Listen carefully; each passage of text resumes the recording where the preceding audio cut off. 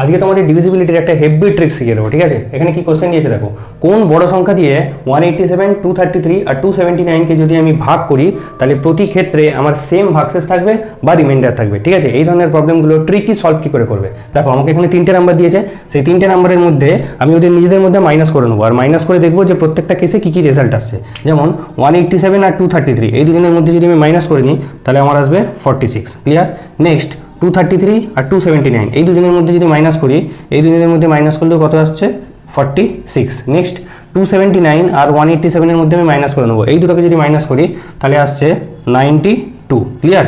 এবার মাইনাস করে যে রেজাল্টগুলো আমার এসছে তাদের আমি কি বের করে নেবো? তাদের আমি বের করে নেবো গসাগু, বা ইংলিশে যদি বলি তাহলে হচ্ছে HCF।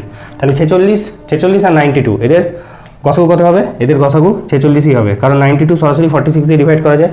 এই যে গসাগুটা এলো এটাই হচ্ছে আমার রাইট অ্যান্সার, এটাই সবচেয়ে বড়